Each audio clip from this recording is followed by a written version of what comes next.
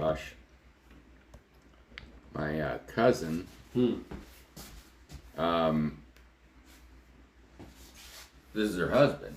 Nice guy. He's from Africa. Okay. That's pretty cool. Her parents, my uncle and his wife, had a sit-down talk with her to say, maybe you shouldn't have children because it might be difficult for them. Oh, whoa. I know. And I was just, I was like, it's a crazy opinion to share. What the fuck? And they were like, I don't know, Gabe, what do you think? I said, I think you should tell your parents to go fuck themselves. I was like, what the hell? Yeah, because I mean, Jesus Christ. And the guy is freaking awesome, dude. Awesome, dude. Yeah, I mean, it's just, he's an immigrant, American dream. Yeah. Work ethic at the wazoo. He's black. And so there's the fucking problem. I was just like there in Georgia. Whoa. Yeah. That's real there. Now, my uncle was born and raised here. And with my grandparents, who were like the farthest thing from racist you could ever imagine. My grandmother was here, came from here, and my grandfather was born and raised in Florida in the swamps as a farmer. Oh, wow. And so... yeah, that's a different kind of... he could fight, like... He knows how to survive, like... yeah. Oh, he was barefoot until he got to high school. Oh, my God. Yeah. I mean, his toes were like our fingers. When no. he walked, they were like wide. I know. And he was a veterinarian. No way. Yeah, he became a veterinarian because farming was too difficult. But yeah, he could sit there and he could grab you with his toes. Dude, that's so funny. So like I'd be laying on the ground watching TV, and next he'd grab my ear with his toes. I'm like, what? And he's like, ah! And it's just ours were all bound up all the time. When was he born? 1922. 100 years ago. He'd be 100 years now. And he died at 94. Damn. Yeah. Damn. Yeah. Okay, well, so to start, officially start the episode, welcome everybody. We're here with the first episode with Gabe Griffin, and pretty much it's right now I'm calling it Truck Talk because that's how farriers basically unite, especially the ones who like stick through it with each other. They're the ones who have like a bunch of like truck time logged. Oh yeah. Or sharing helpers, or you have accounts next to each other and you're helping each other out. So there's all these ways, but Truck Talk is definitely the most intimate. So welcome to Truck Talk. Thank you. Yeah, glad to be here. Fuck yeah, man. Way to go. Yeah. So this so how did you just born into horses? Pretty much. Okay, because your mom trained? My mom, she was involved in horses and she was a kid. And my parents had me when they were young, like 20 and 21, something like that. Okay. So my mom was away from the horses from probably 8th grade until she was probably 22. And then she got back into it, and she was, excuse me. No, you're all right. So she got back into it, and she was riding with Barbara Worth, who was the first trainer out of Rancho Murrieta. Oh. And so Rancho Murrieta was only 2 years old when I first went was it owned by the... Fred Anderson. Fred Anderson. Fred Not Anderson. the people who own it now. No. Okay, wow. No. Fred Anderson went ahead and he built up Rancho Murrieta. All the homes and stuff. Yeah. Yeah. And as in the community? Yeah. He started all of those apartments and stuff in the back? Yeah, they started with duplexes and little condos and stuff, and then there were also some nicer homes on the left when you first enter it. I don't know. Yeah, if you got to take it, no worries. No. And so anyway, I'm going to turn that ringer off. It's somebody from up in Idaho. From home. Yeah. Leave a message. Shout out to Idaho. Hey, Idaho. Anyway, honey. So anyway, he started building the homes, but then he wanted to build an exclusive community out there and where country-like and everything. Rancho Murrieta took you would drive 25 miles and not see a freaking house. Nothing. Before it was just like that little shopping center gas station? It was just the gas station. It was called the Country Store. The fire department wasn't there. None of the other stuff was there. Was the golf course and shit there? Golf course was there, and they used to have the Grand Prix for the Murrieta Classic in the summertime, the summer show, out on the golf course. No! Yeah. That's cool as fuck! But I grew up in that barn from about 2 until 9, and then Barbara Worth had moved to Cal Expo under the water tower. Oh, wow. And that's where I spent most of my time. I was a barn rat. And, yeah. But I got chewed out. I was 2 years old from walking behind horses, and Barbara Worth, she's in the Show Jumping Hall of Fame now, grabbed me by the jacket, pinned me against the wall. I wasn't even 3 yet. and I pissed my pants. And I didn't walk behind a horse. And now I stand behind them and get under them. And for sure, but you get your ass whooped. Oh yeah. Oh no, shoot. She rode side saddle, and she rode with a side saddle whip, which is like a long cane. Oh, crazy. And she keep the kids in order that way. Hell yeah, dude. And my mom rode with her, then worked for her, and then my mom went out on her own later on. Okay, cool. And so while my mom was working for Barbara Worth, I was in the barn. I didn't start riding until I was like 11. Okay. And just decided to start riding, and then What were you going into? What were you training for? Jumping. Jumping. Oh yeah. Dude, Hunters jumping is the sickest. Yeah. Because it's like, hard and fast. It's like, the faster you go and the higher you jump, that's your win. Yeah.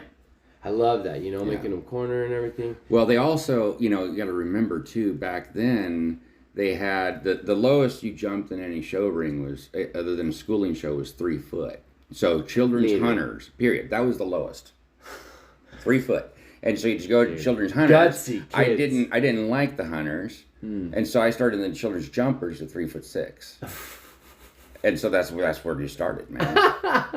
And it's like, if you want to jump, you're gonna fucking jump. And I'd only been riding like 9 months. No mames. Yeah. And that's balls. Yeah, but that's how it was. And no counting strides. How about the horsemanship was different back then? Oh, horses were commodity. Now, you gotta remember, Barbara Worth would pick up horses off the racetrack for $1 a piece because she was there at Cal Expo, and then the races were over during the state fair. Mm-hmm. And so it was like all these horses were going to go get chickened, and they literally used to slaughter them. Yeah. I mean, it's they'd go over to Nevada. And so she would go pick them up for $1 a piece because that's what the price was to change the name on the Jockey Club papers. They're all thoroughbreds. Wow. And you didn't, a horse is a horse. Yeah. And so she'd buy like 4 or 5, and in a month she'd have one, and that was the one that she was going to end up selling. Exactly. And the other 4. Yeah, they get, trail horse or this, or you find them a home, or dog food. Or dog food. I mean, that's the way it was. Hey, that's a healthy dog. Yeah.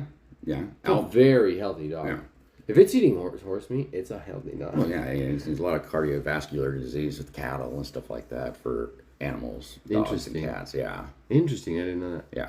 Huh. So. Yeah, because it's a resource. I mean, it's just a leaner meat apparently.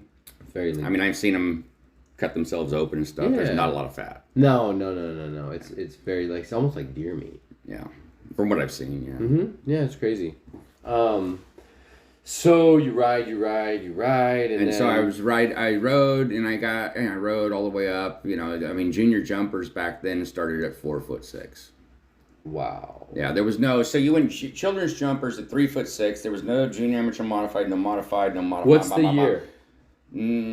86. Wow. 86, and so you would have to go to like a C show. They used to have C shows back then. They weren't schooling shows, but they were like 3-day rated shows, and they were 4'3". But it was like 3'6" to 4'6". And that's a C-rated show. Yeah, it was a C-rated show. Yeah, there was no double A's. It was A, B, C. Right. And so you would go in the children's jumpers at 3'6", and then I was like, okay, I'm going to move up to the junior jumpers. Well, you have a whole foot to cover. See. And a width of 18 inches or 2 feet more. Oh, wow. Okay. And so the horse you had as the children's jumper was not going to be this. And then it isn't today. But you didn't have a horse that was worth a damn unless it jumped 3 foot or 3'6" too. Right. And so off the bat. Yeah, and they were thoroughbreds. Yeah. My first warm blood I saw come in was in 81. David Herndon, he actually shipped some in. Rudy was out. I think he was out of Brookside at the time. Okay. And because then he moved into Marietta after Barbara Worth moved out. David Herndon imported a stallion from Germany. Oh shit! And it was some type of warm blood, and it walked by, and I was just a kid. I'm like, what the hell kind of horse is that? And then biggest freaking balls I'd ever seen on a horse, biggest son of a bitch. The thing could jump the moon. It Sick. could not run for crap. Right, or right. turn. Or turn. It would land and be like, and the thoroughbred would just, and you make a turn. Sometimes we were jumping quarter horses. Yeah. You know, Arabs. Because my dad also talks about that huge change. There was this influx of warm bloods that started to mix with a bunch of other breeds to create the sport horse we have today. Mm-hmm. Yeah. I think that's fascinating. See, in the '84 games, Joe Fargis won the individual on Touch of Class, which was a thoroughbred. Wow. A 16-hen thoroughbred. Oof, that's a pretty good-sized thoroughbred. And so then you had Paul Schockermuller, who was third. Conrad Holmfeld, he rode Abdullah. I can't remember if that was what that was. I think it might have been a thoroughbred also. But then Paul Schockermuller came over. He came in third, and he had one of the nicest warm bloods you'd ever seen. And so it was a time thing. It was coming. And that they wanted to get the hot blood into this colder blood. Yeah. Because the warm blood, so you got in World War II, the Hanoverian was a draft horse, and it was dragging cannons through the mud. Wow. It was a draft horse. It wasn't a sport horse. Right. And the Trakehner, it's funny, I didn't realize how much history I know about this, but the Trakehner stud. So I'm interested. All of these horses, the stallions were owned by the government. They were owned by the state stud. The seed. Okay, yeah. And That's what happened? It was a seed bank. And we bombed the Trakehner stud and killed off all of their stallions. Yeah. Brutal. Yeah, it's what we did because war. It was war, you know. And so if you killed the horses because they didn't have the machinery to get through the mud and all that shit, the horses actually because at that time machinery was heavy as fuck. Yeah, and it wasn't. It was new. It was all new. Yeah. Nobody was thinking of mud. Yeah. Yeah. And so. Anyway, we killed off the Trakehner stallions, and so you're talking about now. This is the Trakehner's book. You know, these are books that took hundreds of years to make. These are old. The government owned them. You could own a mare and breed it to the stallion, but if it was born a colt and it wasn't, and then they would come and inspect it. If it was going to be approved, any good, they were going to buy it from you or I don't know how they got it, but they acquired it. Wow. And they had to go through all of these things to become approved. And then it even became more so once they decided to start using them for sport because the horse was phasing out for military. But yeah, because of the they learned how to deal with the mud, with the tanks, and all that. Yeah. And so they were phasing the horse out, and then they started breeding them for sport and refining them with thoroughbreds and Arabs and stuff like that and selling them to us. And they were selling us their garbage. That's what they were doing. But it was still a good horse. For what we need. What we wanted, it was the beginning of what we have now. The first Dutch horse I saw was much heavier than it is now. And that's my favorite horse to shoe. That's my favorite horse to ride. That's my favorite horse to watch go. Oh, what? Is the Dutch warm blood. Dutch warm blood. Yeah. I just love them. I love them. And they really focused on, because I also ran a breeding farm, so I know a little bit about breeding. They really focused on, what they do is they close their book, but then they were inviting performance horses in. Oh. And I went over and I found a stallion this is back when I was training, and I found a stallion and brought it over here, and they invited it into the Dutch book. And so we had to go have it collected, and they had to do it, check his trachea, make sure that it wasn't a roar, because they wouldn't accept that. So they were looking for precise animals. Genetics. Yes. And so that's why I like watching them go, because they've always been focusing on sport horses. Yeah, because there's a literal geometry to it. Oh, yeah. A literal mathematic. Mm-hmm. Yeah. That's fascinating. So, when did you train? So I started my own business in 90. I partnered up with my mom in 91. Okay. And by 92, I was 18. By 92, and so I was self-employed, but I had a partnership. By 92, on my birthday, we dissolved that. It was done. Right. It was done. It's hard to work with family. It's very hard to work with family. It's very hard. And especially when you're coming of age like I was. I mean, I was making some hormones. Bad choices. Oh. Yeah. Fucking life, everything. It's just youth, life. Yeah, just the fire of youth, man. Yeah. Sometimes is pretty. I'm only 33, but I look back at 21 and it's like, Oh, jeez. If I saw myself at 21, I'd just slap myself down. Yeah. Like, what the fuck are you yeah. doing, What are dude? you doing? Dude. Slow down. You're going to mess me up. Yeah, look at me now, dude. Yeah, no. It was, so that, I started in 91, and I was working with my mom, and I worked on the harness horse track, working the harness horses for summer. Yeah, harness horses, the trotters and the pacers. Do they have packages? No. Or no, they're just shod. It's a real narrow little thin shoe. Oh, okay. They're just shod, but I do take them out, and I'd go work for a couple hours every day during the summer, and you take each horse out 5 times around. Yeah, and it comes work in. them out. But yeah, and then I could never figure out how to get the harness on or off. I always fucked it all up. And the only outfit that would hire me was a black outfit. That's hilarious. Yeah, it was the only outfit that would hire me. And I got so much grief for it too. It's like, why are you working for the black guys? I'm like, you wouldn't even. I came over to ask you for a job. You wouldn't give me a job. Fuck you, man. The hell? And they have the audacity to be like. I mean, they were like racist about it. I'm like, what the hell, dude? So what? Yeah. I mean, I don't care. And that was here? Cal Expo. Wow. Yeah. Yeah, so Sacramento, yeah. Yeah, I was born. Because I'm obviously from down south, so this is fascinating to me because I know like this kind of narrative. But the one that's down there. Yeah. You know, so... They're the same stories. Well, it's crazy that each region has a hierarchy of farriers and of history. Mm-hmm. You know, and, fucking, you just said his name, Rudy Leone. Like, just one guy has affected, just like us, we've also affected in our own way. But then there's people who really take a road or a path to just be like, fuck it, I don't care about anything else. I'm going to build like a weird little kingdom. Yeah. God, I used to hire Rudy to school me when I was riding. That's so cool. Oh, yeah. I had Grand Prix horses. Because I love hanging out with him, talking to him. He's a great guy. I play golf with him. He's a fun guy. Ruthless businessman. Oh, yeah. Ruthless. But, But I'm learning that in business, you kind of have to be. Yeah. I'm too soft in that, and I'm learning. And, but he's a fascinating person, just like in your case, there's so many things that like make you up to like deliver this package of your shoeing, of like your business, because that's what we do. We're this like, package deal. It's like, I'm just a culmination of what I've done. Yeah.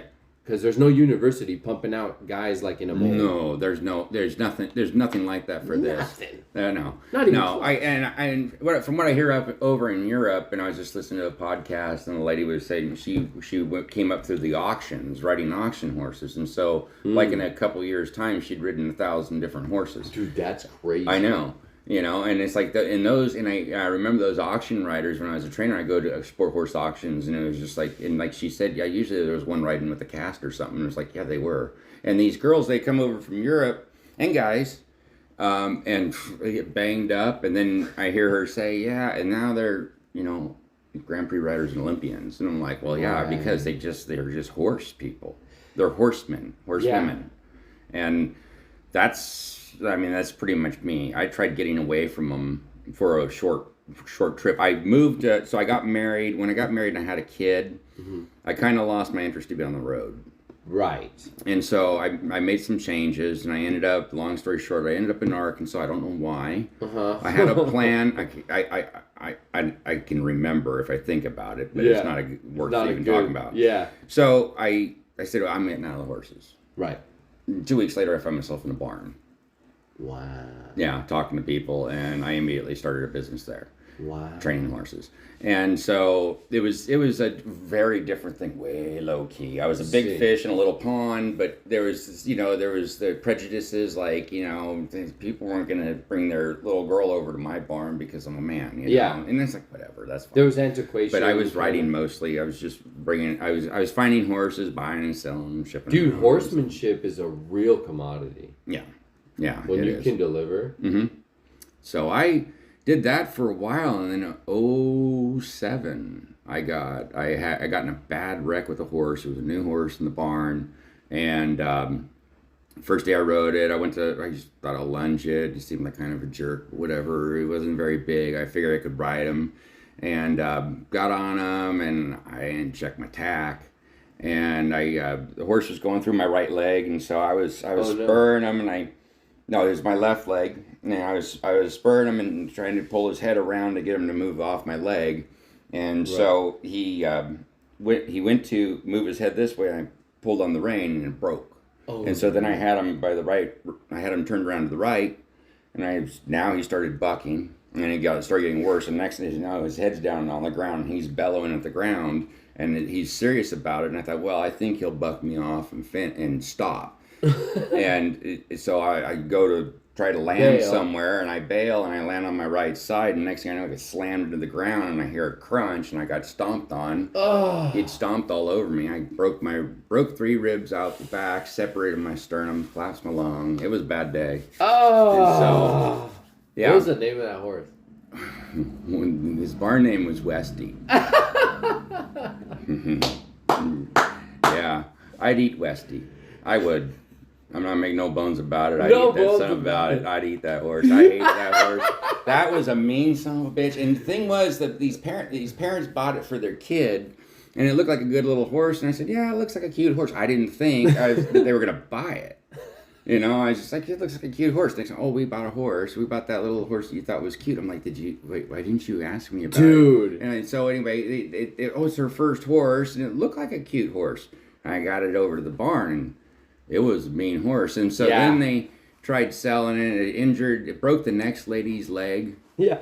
And it was like, this horse was like fucked up. Yeah, this horse has PTSD. Something's wrong with it. And, at that point, I'm like, I don't even care. Yeah. It's not my problem, not my horse, not my fault, not my responsibility. Gotta cut your losses. So, yeah, I was out for...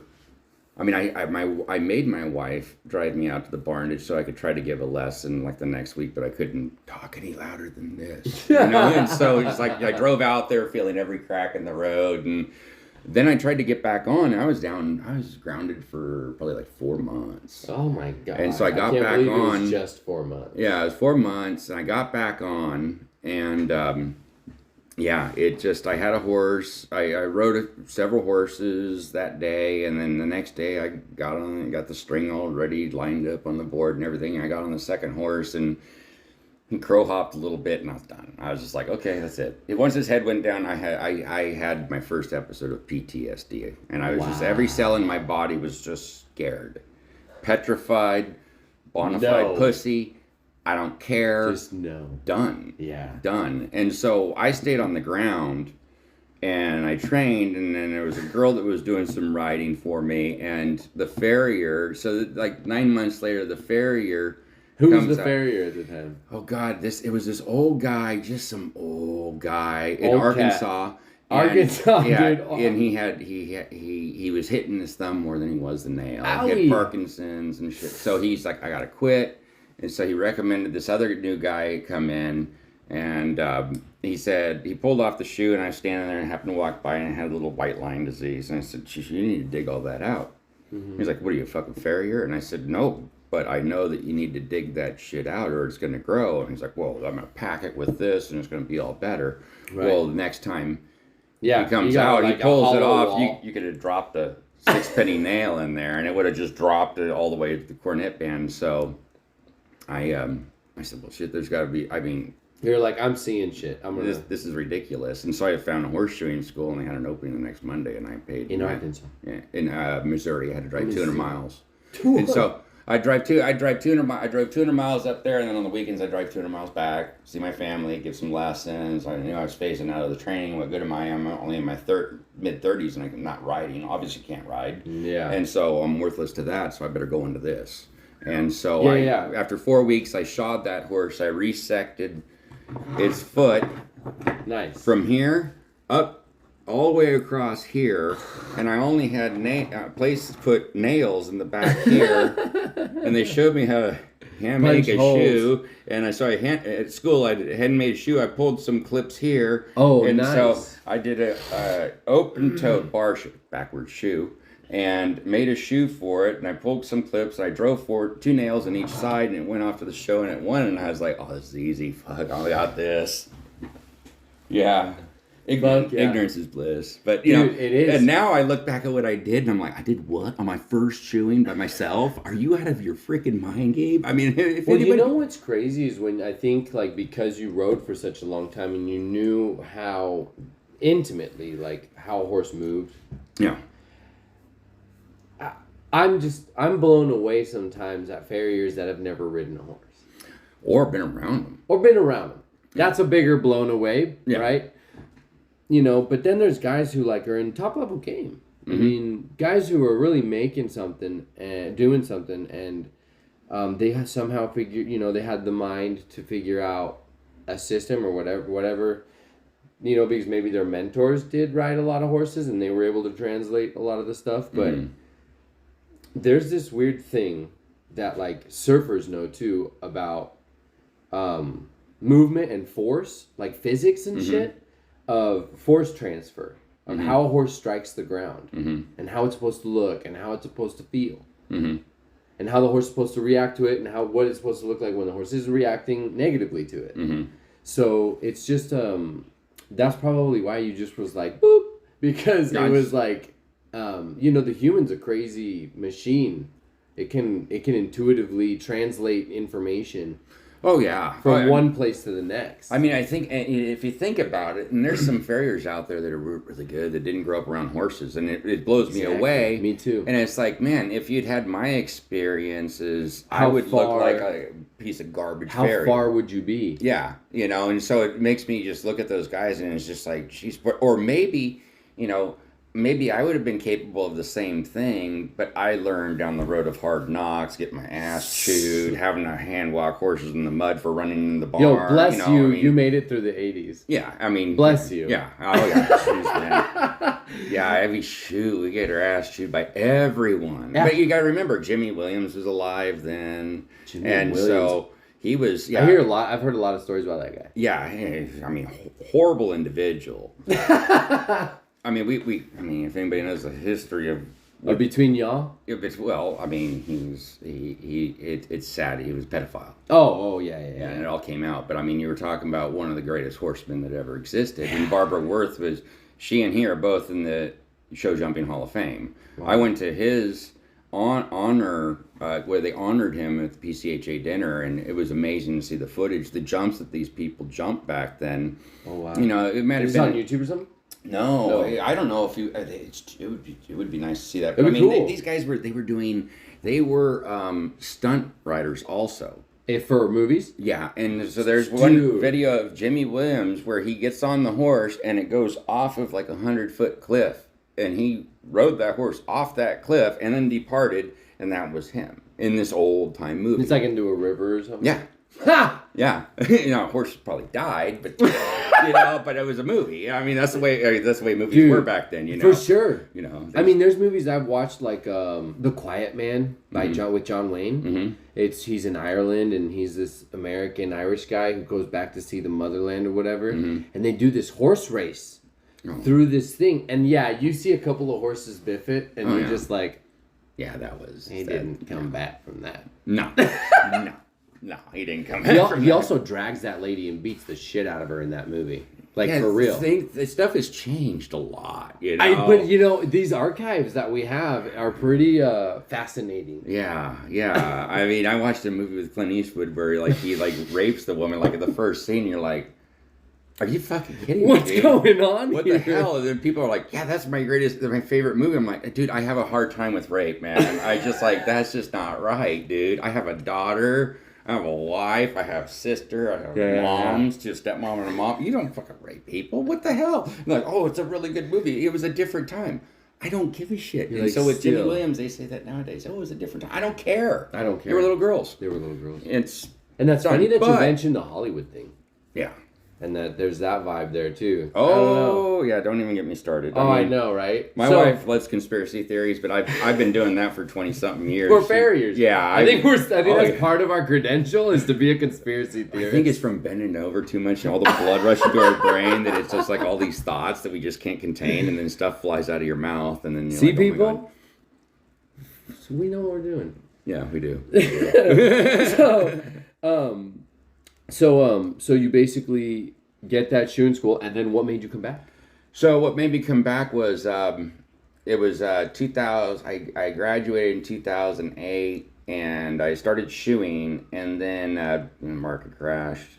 The stock market. We hit the recession, and I was doing horses for Walmart executives and Walmart vendors. The vendors, those are people that moved in from out of the country.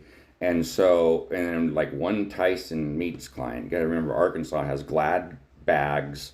They have JB Hunt Trucking, Walmart, and Tyson. And then there's some other big company. They're all on the stock market. And so there's a lot of money just in that one little spot in Northwest Arkansas, Bentonville and Rogers and Fayetteville. Well, I was shooting for the Walmart people that got paid the most, executives, not the people who work in the stores. Right. And so the stock market crashed. They fired 700 executives, and they sent almost all of them home, back to their countries. And so there's no more business. And so I tried bumbling along and I was doing some pretty rank horses, mules, donkeys, ponies, whatever. Making them meet. Yeah, I tried to give some lessons. I mean, people couldn't even afford to have horses in training. I thought I'd go back to riding, even though, because I was starving. And so finally we had an ice storm, in Ice Storm 09, in January of 09. And it was a week before I left. And there's so many churches in Arkansas. Because they live in hell. So water falls from the sky and it hits shit and it turns to ice. And so I have a picture somewhere of my car antenna with a ball of ice around it, but like the shaft, it's just everything's evenly covered. And trees were being just... Yeah, how do you get your car out of that? You can't drive, you can't go anywhere. And then the power goes out, so when the power's on, you turn the heat up to 90 in the house because it may be out, and it was out for 18 hours, and by the time we came back on, it was like 32 in the house. Yeah. Like the dogs, my daughter, my wife, and the dogs were all in the same bed together. Huddled. And I said, I'm done. I'm going back to California. I know that the economy is shit out there, but it's better than here. Yeah. And Arkansas is very... it's just a different culture and everything, and everybody's been trying so long for 150, 200 years to get by on as little as possible. And so there's very much of a do-it-yourself attitude out there. So there is not a demand for farriers like there is in California. California is a consumer state. Totally. And so they need us, but out it's there, incredible. They don't. They just don't. And, they don't have the best horses, but they also don't have all the conformation defects that we have because they're buying more of like a ranch-style horse, not a wannabe show horse. Yeah. So these horses, you see horse show and a little girl's going around on it. You think, what is it, a halfling? Or, it's a quarter horse. Yeah. You're like, it is? And it's like, it's a counted off of a ranch. Well, that thing will never break. It's like built like an old Dodge pickup. Exactly. It's adding 2 strides down the 6th stride, because it doesn't have a long stride. But then the girl can go gallop through the creek and up over the hill, and it doesn't like buck her off or anything, and it doesn't need shoes because its feet are too fucking good, Yeah, so it's exactly. like, so I came out here. And did you have like peeps out here that kind of took you in? And yeah, my mom and my stepdad both were still out here, and so I stayed with them, and for 2 months, my wife and my daughter were still in Arkansas until I got enough money to hop on a plane and put them in the car. But I came out, so we left everything out there. All material items were left. What I could fit in the back of my Ford Ranger pickup with a full bed toolbox, and in the trunk of the Subaru car in the back passenger seat, and our daughter sat in the back driver's seat, and we sat in the front, and that's all we had. Holy shit. That was everything. We just left everything behind. Wow. Yeah. And I owed money to everybody. I couldn't pay my bills, and so my credit score was shit. And I fixed that and everything. Of course. But we were broke.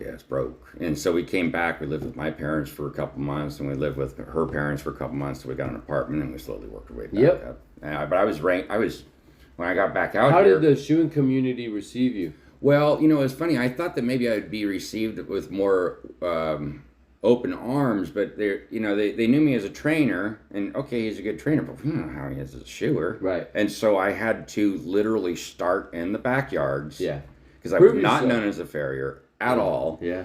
And they're like, good rider, nice guy, but horseshoer, really? Because the It's trainers true, man. think that horseshoers are below them when we do better than most of the trainers out there. You know, I mean, it's just everybody that calls themselves a trainer. What we're used to seeing at the shows we go to is the top 1%. Yes. The farriers we see, top 1%. See.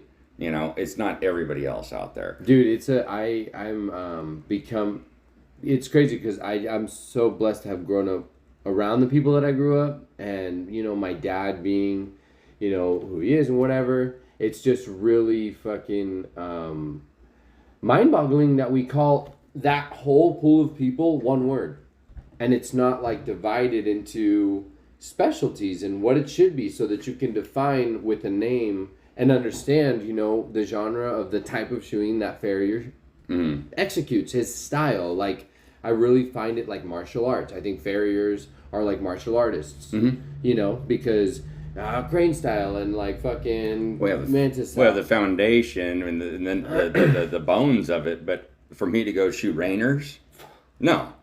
I got offered a Rainer account the other day, and I just told the lady, I was like, I'm so happy that I got recommended. But I'm going to be honest with you. I'm not a Rainer horseshoer. Yeah, I just had to have that talk with somebody on the phone last night up in Idaho where I live, and I was just like, look, here's the thing, you know, you're getting your horses broke. Yeah. You're getting your horses broke. Hey, I can put some freaking just steel on his feet till it gets broke, but once you want to start sliding, I ain't your guy. Yeah. There's guys up there that I went in there and like that they didn't like that the nail holes were open, so they put a nail in there and they just did a little spot weld on the other side and ground it so that nail hole wouldn't add more traction to the slide. And I'm just like, I don't know what I'm doing. No, that's for you guys. And I mean, and how long would I have to work with those guys to know all of their tricks when it's a brother team? It's two brothers. One's this big, he gets under the horses. One's this big, and he stands at the anvil.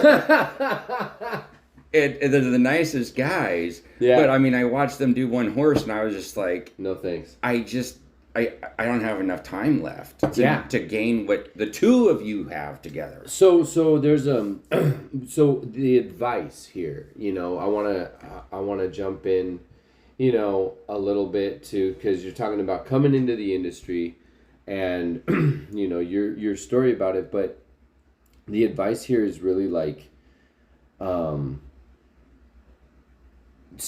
the power of staying in your own lane. It's just gonna like help you hone how to draw in that vibe. Yeah. Because the more you say yes to other shit, the more you become a jack of all trades. Yeah. You know, and it's just like you're saying, time and experience. Like the auction riders, they're in the Olympics because they can literally ride anything. You know, so you know, to a lot of guys who are starting their industry, or a lot of guys who are going in and starting a new business, because hunger can really make you think different. Oh, well, I was hungry. I was hungry, dude. I was hungry, and I was like, I was doing horses. Like there was one place I went to, and we breed ponies, and it was in North Sacramento, Rio Linda. Okay. What kind of ponies? Dude, they're like jacked up ponies. Do you mind if I smoke? I don't mind. Okay. I don't know. I don't remember what breed they said they were. They just kept on saying cremella, so they wanted a color, a cremella color, and I'm like, anytime you're breeding for color, it's just for horses, it's not going to go well. Yeah, it's garbage, and so because no one's looking at the feet, no one's looking at conformation, no one's looking at nothing. Color. And so, like, some of these horses were so ass high, you know, and they were like, you know, I was like, if you get that thing in a frame, it's going to flip over forward on you. It was like horrible. And so these horses, but they didn't know anything. And the girl that they had working for them, I trimmed her horse, so she referred me to this account there. They had like 25 ponies. And so, and they were all like pasture breeding them in the backyard. And she never halted. Like mid-sized ponies or large? They were large. Okay. You know, they were. So you're not on your knees fucking... No, but here's what made it worse was, it was like they weren't even halter broke. They're like, okay, it's ready for a trim. And so I'm halter breaking these things and trimming them for the first time in their life. And the only way you do that is when they're on their side. Yes. And so you have to get them on their side. Because you weren't, so like, you said you ran some breeding facilities and stuff. So my dad used to be a farrier for some breeding facilities. And he would coordinate and plan with, because the head lady, I guess, was some lady who just wouldn't want to listen or whatever. So he would just tell the Mexican dude, the guy who's running everything pretty much, like, just call me when shit's happening. And then we're going to, like, grab the baby, halter him, do all these things, and once that lady sees us do that with one, and it's perfect from the very beginning. Yep. Touching its feet, banging, just bang on him a little bit, kind of, imprint that sucker. Well, yeah, but. And so this is this conversation. That's why this is happening, man. That's why you're here, because I really see that you're doing your best with what you got. Because the society and our industry, it's not necessarily that it's letting us down, but it's just changing. Humans are changing. The crop of humans is changing. And that knowledge needs to come back. And it needs to be talked about. People need to hear these conversations so that they say, like, holy shit, I have the power to do that. I own a breeding facility. Juan, fucking tomorrow when that, we're going to do this and try it and see. Because that's the cool thing about horses, too, is people can hear shit and be like, I'm going to try that. Whereas if you hear something about mechanics, you're like, you're not going to say, I'm going to try that on my truck. No. No. Yeah. You know what I'm saying? Unless you're a mechanic, listening to mechanic shit. Like, these people, horse people are interesting because they could be a lawyer and be like, I'm going to try that. Because he just, he went, like, these people that we talk about that just buy horses. He was just talking about them. And it's like, I had this one guy, he was a a stock financial advisor guy, retired, wealthy, rent Santa Fe, and he had these 3 colts. Because they're starter colts. Like, there was this whole program he joined, and they took him through this thing, and he roped this colt with his original mare. But the guy, even he would say, like, I'm a weekender. Like, I realized I was in deep water way too late. And now I'm out here trying to talk to you, Jose, who's telling me, like, telling me, who can I hire? And I recommended some cowboys and some cowgirls. To help him. But, like, he really understood how late it was for the horse. Oh, yeah. Because he that was his job, is like seeing trends in economy. So he understood really quickly, like, patterns and systems in the horse. Yeah. So what do you think about, like, because there's a big, from when you started your business here again in Sacramento, because I'm not talking about Arkansas because that's probably a different culture, but, drugging your horse to get it shod is a thing. Yeah. And it's something that people sometimes have a hard time talking about. If you have a hard time talking about it, then I'm done talking to them about because it's like an ego thing. It's like they feel bad or something. Yeah, and it's like... it's like I had one, so a couple, oh gosh, the horse is due again. So it was in its own 6-week cycle. So 12 weeks ago, this horse, in the cross ties for no reason, pulled back, broke the halter, and I thought it was done. Nobody was around it. But then it proceeded to completely flip over and break the cross, the back of the cross ties, ran out, stepped through a junction box for electrical, pulled the wires out, didn't kill itself, hit the fence, and was perfectly fine. Wow. Instead, I'm like having a heart attack. What the fuck's going on, Jesus? And then come to find out the assistant didn't tell me that it did this prior, and now the trainer did the assistant's ass, and so it just, but snowballed a little bit. It snowballed, but. I just said to the lady, she was like, I'm really sorry. I said, what are you sorry about? You bought this horse last year and it's 20 years old. You've got no impact on when this horse's upbringing. And she goes, well, they said it doesn't stand on the cross ties. I said, well, then we don't do it in the cross ties. And I said, let's give it a shot, not in the cross ties. You hold it, though. And the trainer said, have her hold it because she thinks the horse is perfect. She needs to learn. El assistant. No, the trainer told me the owner will hold it because she has to learn and see. And not figure out, but see how bad this horse is so that she shuts the fuck up. Because seeing is believing. Yeah. So sure as shit, we go to get the horse trimmed up and go to nail it up, and it starts to come uncorked, and it's not in the cross ties. She's holding it. She's holding it and trying to run her over. So finally, it's like, okay, let's sedate it. And of course, now adrenaline's high and everything. And I said, this is not a good shoeing. This is the shoeing you're gonna get. You've seen the shoeings that I did on your last horse. Yes. I can't mimic that on this horse. Yep. It's not going to be good. If I try to, your horse can get hurt. If it's a dangerous situation for your horse, it's dangerous for me, or vice versa. Mm-hmm. It shouldn't be a dangerous situation for anybody. Mm-hmm. And so I said, from now on, the horse is going to get dorm gel, and it's going to be nighty-night, and I'll go do it in the barn, away from my rig, and away from the cross ties, they have a hard time even bathing in the cross ties. So... yeah. I told her, I don't care what the situation is, quit apologizing. At some point, I can't apologize for my kids' behavior. They start becoming their own individual. Yeah. And so it's just, then I turn to them and go, yeah, you're being an idiot. Wake up. This person, but you can't say that to the horse. So, but is it right to not drug the horse and give it a shitty job? No. And so the what do you think about the maybe theory that the drugs, especially if administered correctly, like the correct amount, mm-hmm. And then especially with the gel, it might even be something that you administer like a little bit more every 45 minutes, or maybe, because you don't necessarily want the thing to go into a coma. Well, it depends. You do one that I used to do. No. That's what I'm saying. Right. That's how I was going to go. Is that there's this weird like scale that, could be something on somebody's wall that's like, if it's a bad horse, like we're talking, that's mm-hmm. just PTSD'd out and rank. Mm-hmm.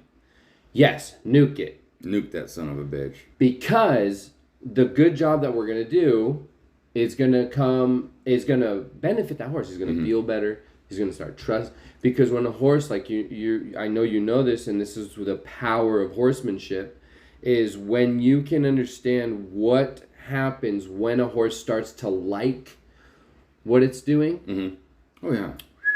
Oh yeah, so much can change.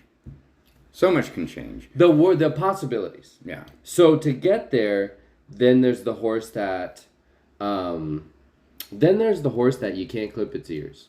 Mm-hmm. And they nuke him. Mm-hmm. And it's like, hold on. Exactly. Well, he stands good for the farrier. He burns. He does everything good, but he's head shy. Yeah. Right. And now I'm not even talking about my lane. I'm actually talking about another lane. Mm-hmm. Of training. No, I grew up as a barn rat, so I was a groom all through my kids. Well, I was a barn rat because I went to work with Dad to all these barns. Yeah. And I was like, I was just the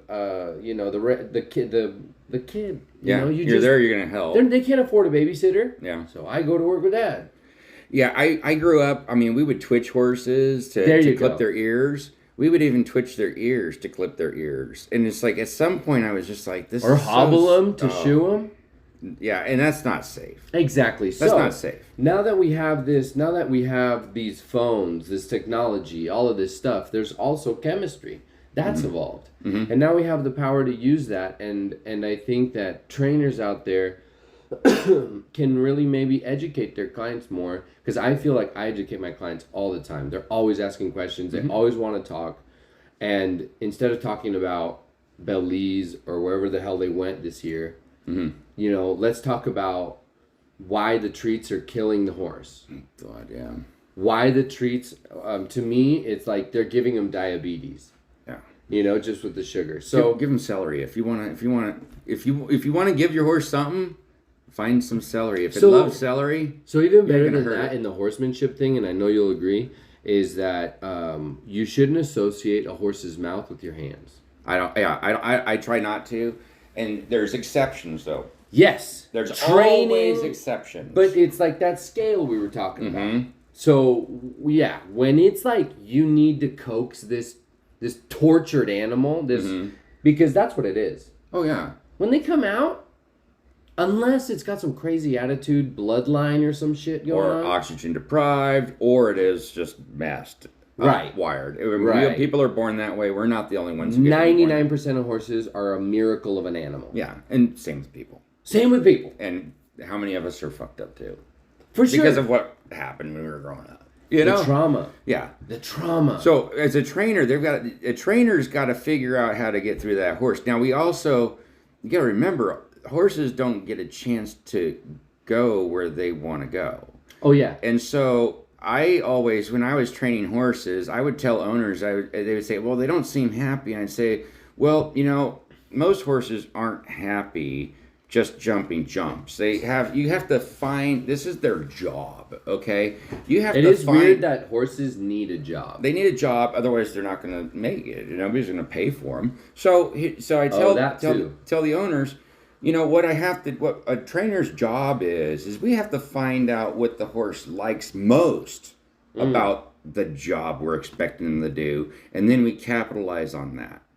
And so I don't care what it is. You bought a jumper, it wants to be a hunter.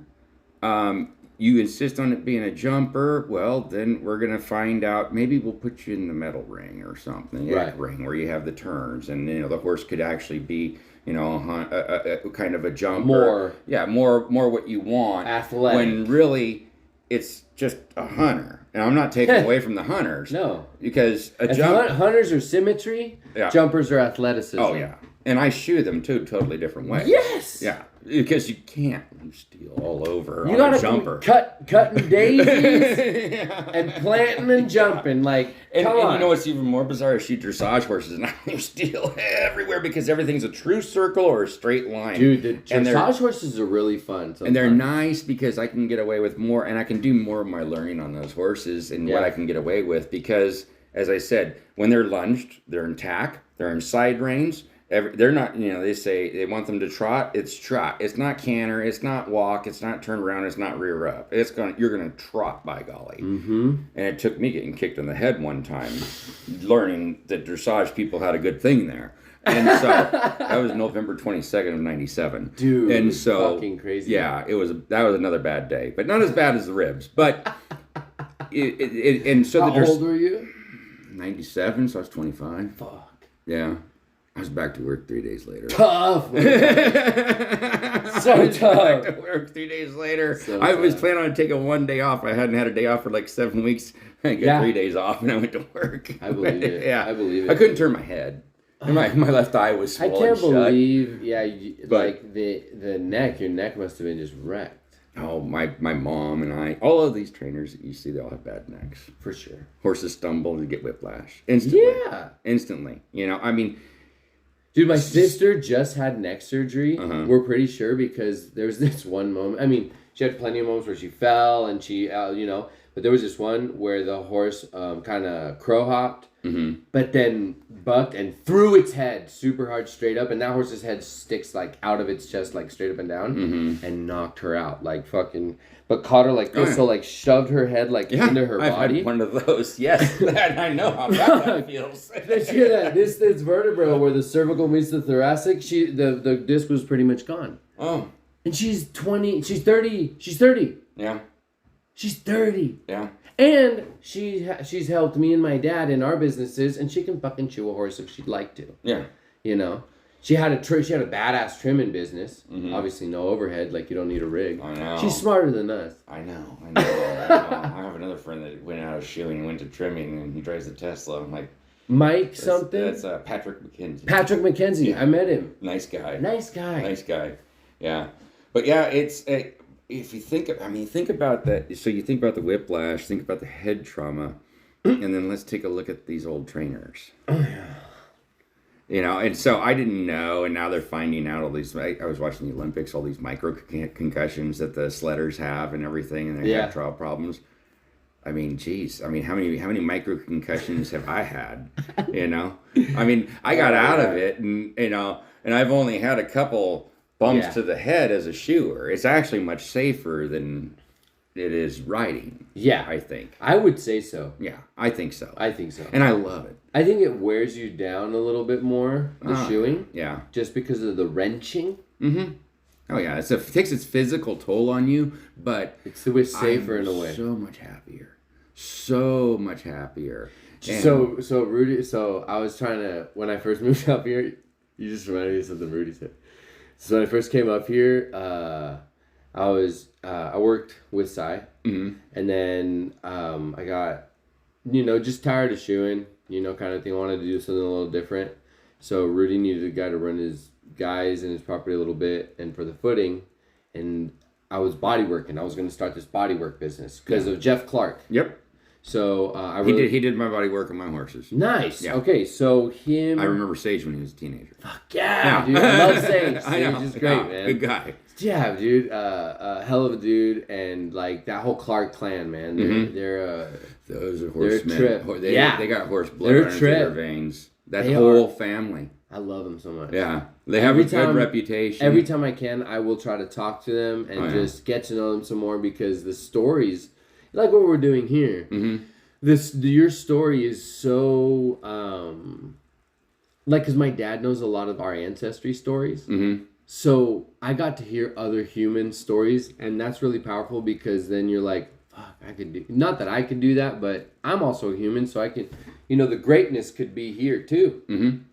And it's just, it really comes from just not giving up and keep going and all of these things. And so, but you got to be happy. Yeah. And so Rudy was just like, Jose, I've never seen a body worker as happy or happier than any horseshoer.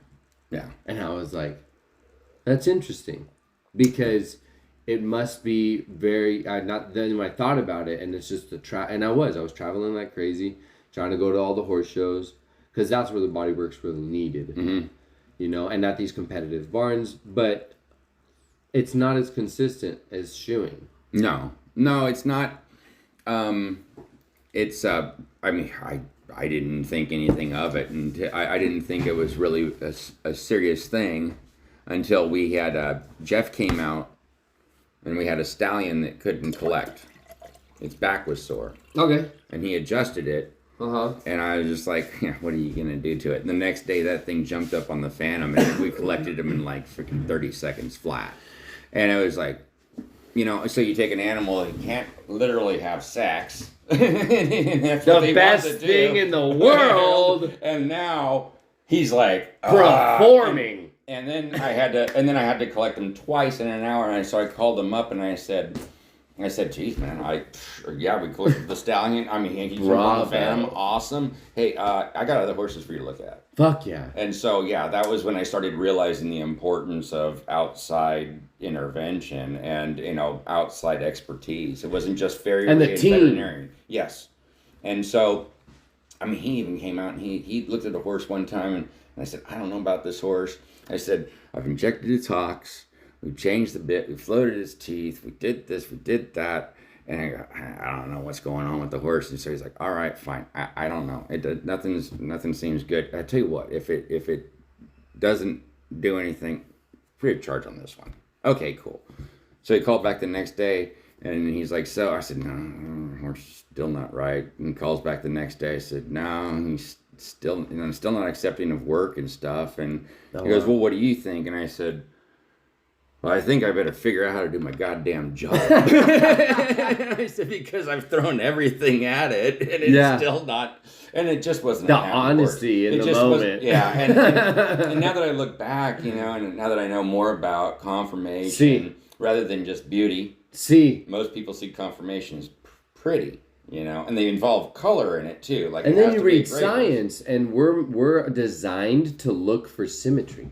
We're very technical people. We're those stupid people. It's weird. That would go to Cal Poly, which is a technical school, MIT, Cornell. Oh, wow. It's a vet school also. I mean, the hardest schools to get into had horseshoeing schools. Oh wow, that's back in the day. That's crazy. Cal Poly and Cornell. I didn't know that. Yeah, I don't know about MIT, but. Yeah, you're talking about two very, very, very technical schools, and they had horseshoeing schools before they had privately owned horseshoeing schools. Very cool. And so, we're not stupid people.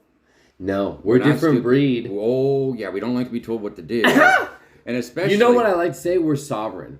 Yeah, we are our own fucking nation. Well, there's no automating this. No, man. There's none. My worst nightmare. ever. And I was watching a guy with a wood planer. It was the guy. He said, "Hey Gabe, you got to get one of these, but it's like $250,000." I'm like, I'd rather buy a house, and it was a dream. It was a nightmare, and it was a platform. And he walked the horse up on the platform, and these cuffs went over his feet. No! And like in 10 seconds, it was shod and trimmed, and I woke up. Ah! I was like, "There's no way." I got myself in an industry where, I mean, cars go south. No you know gas. What's crazy? We got jobs. So yeah, dude. on the same token, like you look at the pharaohs. And the horses that pulled their chariots that fucking died in the tomb because they were like, "Come on." Yeah, come on. He wanted you to go with him. So, yeah. Tip, top. Come on, buddy. And he's like, clip, clop with fucking horseshoes on. Yeah. Yeah. And then, there's Roman Legionnaire forges that get unearthed and shit. And you're looking, and I'm looking, and I'm looking, and I'm like, those are tongs. Those are hammers. Those are billows. We think about even further back. They found what is it? That Lake Titicaca. Okay, yeah. I'm all about it. But I mean, they're like, there's no way they could have done this back then. And I'm like, you know what? Shoot. Okay, first off, your history is off because they did it. It's right there. And it had Exhibit you A. haven't had to rebuild it, and not one line is straight and it fits together. You can't even slip paper through it. So don't tell me we couldn't. We can't do it today. Yeah. So then we lost that. I think we can really appreciate that because, like that moment where you were super honest with yourself and your shoer about not being able to figure out this horse, or were you being honest with Jeff Clark in that moment? Jeff and the vet. And the vet. Okay. Yeah. Shout out to the Clarks. I fucking love you guys. Yeah. You guys are awesome. So in that moment, you're just basically like, just being super honest and learning and moving on. I fucking lost my train of thought, but it's, we can appreciate it because in that honesty, when Jeff adjusted him, the proof was in the pudding because the next day you were like, bam, bam, thank you, man, put him back. And you were sitting there going, like you said, well, wow, there's something to this. There's something to what he's doing. This specific person, this package. Oh, yeah. And it's such a beautiful thing because that non-automation ability to this is because of the horse. Yeah. And the proof is in the pudding. And if you base yourself on that, which is what I was taught, it's like, don't get emotional. Don't try to be right. Yeah, because it's better to see it. Yeah. Just let it speak for itself. Dude, don't try to prove to somebody that you're right. If they don't think you're right, you're not going to change their mind. No, yeah. But let the work show. Yeah, fuck all that. So my dad helped me reshoe this horse that like I shod on Friday and then Sunday it was lame. So I would go out Sunday and I look at the front left and it's just like got crazy turns and shit going on. So we reshoe it. He's on the fucking phone. I told you the story. Yeah. And and then it's just lame. Lamer. Yeah. And it's just like, ugh. And then I talk to the trainer. I'm like, is there more going on? I feel like I'm going crazy. And then, not that I said that to her, I said it nicer, but then she produced x-rays that came with the story and all this. And, and I get it. Trainers go through a lot because they have to mitigate so much between the owner and the buyers and the breeders and the testing horses and looking at them and everything. So something I just want to say out loud is like involve your horseshoer or a horseshoer that you trust in the purchase of your horse. Yes, of course. I had somebody today. Can I send pictures of the horse's feet to you? Yes. I want a lateral and I want a front on view. And what about the rest of the horse? I want to, you decide that shit. Give me a lateral of the legs, straight on shot, and then from the back, and then I'll tell you everything I see, and then you make your decision. And half the time, unfortunately, their budget will be that they can't afford the one with the good conformation, and the one with the good conformation may not be the most rideable one for their lot with their ability. Yeah, And so they'll get the one that's got some other problems, and that's where we come in, and we can sit there and say, Jesus Christ, why didn't you show me this one? Well, in all reality, they went over to Europe and they rode 30 horses, and they were like, okay, this is the best one, and it's easy for me to ride, and I really don't care at this point. And it's like, all right, fine, I get it. Because yes, there's that narrative. Yeah, we have to respect. You know. I wrote an article on our place, but then I put also in the article I'll send it to you. Yeah. It was from the trainer's viewpoint, the owner's viewpoint, the veterinarian's viewpoint, the farrier's viewpoint, and it was explaining the perspectives. Yes, the perspectives. The owner's freaking out because it's just costing money, Yeah. But then I set it up, and this is their only horse, and so therefore it's even more important that it be good. There's a hyper focus. And so then the trainer is like, shoot, this one horse, I have 20 in the barn. This one horse is 5% of my business. I can't have this go south. And then for us, this horse is 1 out of 200, so it's 0.5% of our business. And then you got the veterinarian, it's 1 out of 5,000. He's like, whatever, I mean, but and then the veterinarian knows horses, they know anatomy. They know. And shout out to vets who really care and take their time, because those people also must have some sort of like talking ability. Yeah. To just talk forever. Oh yeah, most of them are clinically insane. I mean, they're so smart. I mean, they're very smart. And we're clinically insane in a different way. In a different way. They're scientific. We're technical, involves physics and weights and like measures applied and stuff. Physics. Yeah, and then the trainer is remember the trainer is that the owner's therapist too. The trainer's like a weird mayor. It's a tough job. Because they are an executor to a lot of decisions. They are, and it is a tough. Shout out to the trainers out there, dude. I did it for 17 years. And you know what? As somebody asked I've drank it with a lot of them. Yeah. And somebody asked me today, they were like, have you thought about going back to training? No. I mean, that's how, no. Quickly? No. Yeah. I'll start an ice cream shop. I'll go work it. I'll sell coffee before. Yeah, I don't care. No, I will not train horses again. And because as a trainer, if you want to be any good, the horse is a commodity. Gee. It's not a life. Yeah. It's life, but it has no soul. Because it does have a soul. It does have a soul, has a spirit, and whatever. There's all this spiritual shit you can put into it. You gotta be callous to it.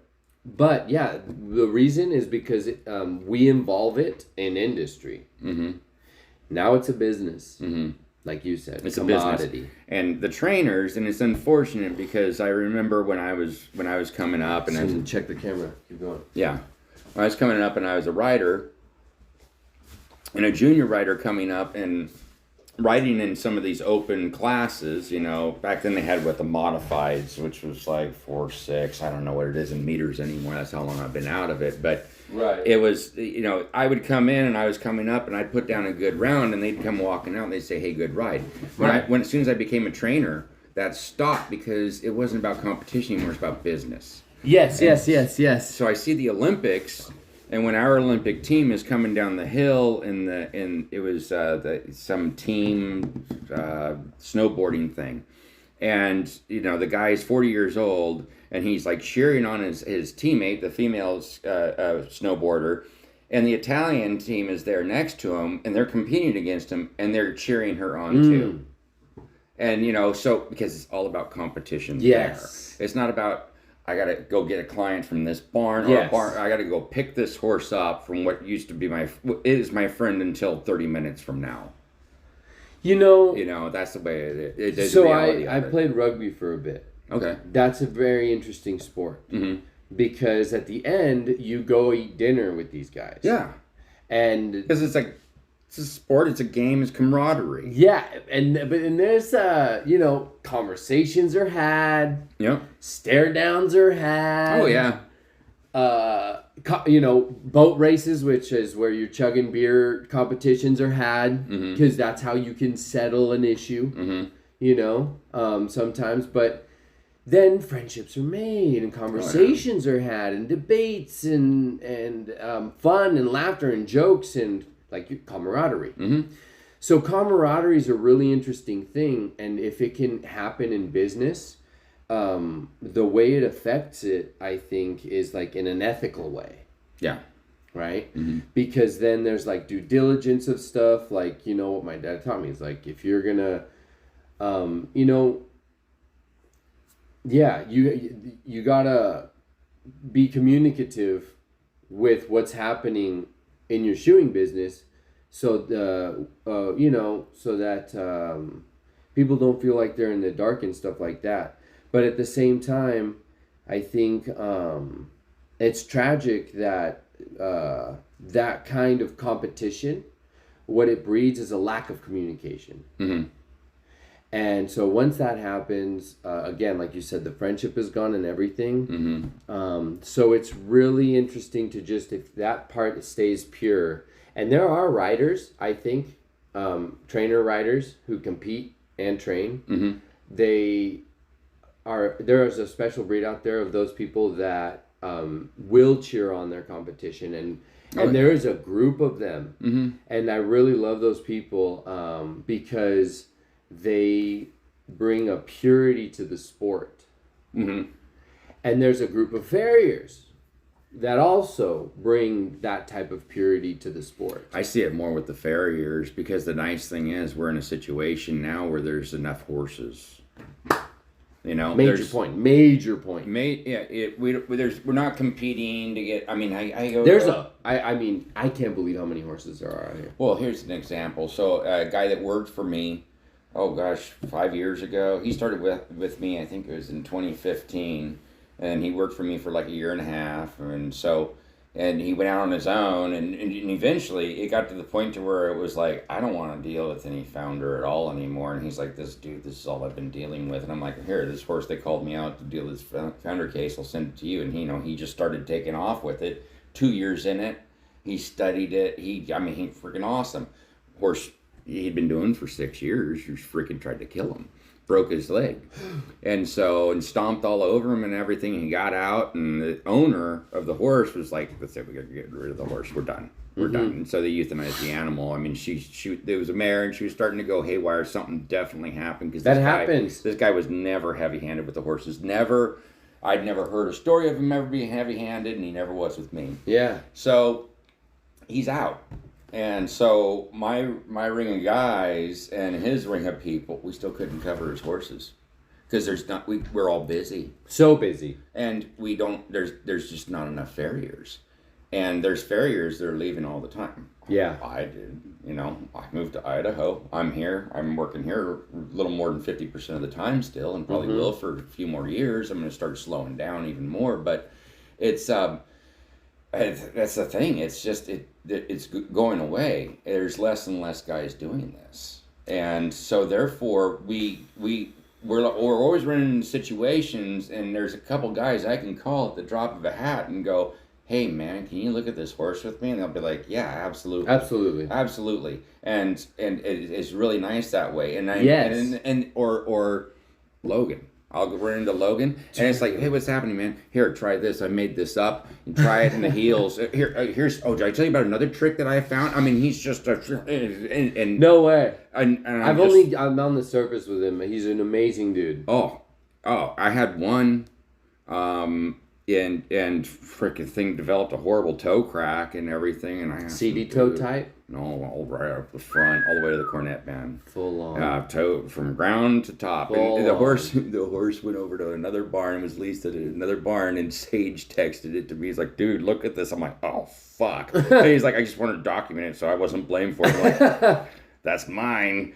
Yeah. Oh, shit. So I had to go tell the trainer, look at this. Oh, shit. When he comes back, what did Sage do? No, that's my shoe on there still. He didn't do this. He hasn't done it. He just sent it to me now. So this is what we're going to have when it comes back. So I called out Logan. Hey, man, can you look? Oh, yeah, I know this horse. I did it when it was in my barn. The horse has been leased all over the place. And he's like, yeah, I tried this, that, the other. So I tried that and got a little better. Then it broke again. And then finally it's like, oh, hell. And you're doing the horse now, and it doesn't have that. Who is crack.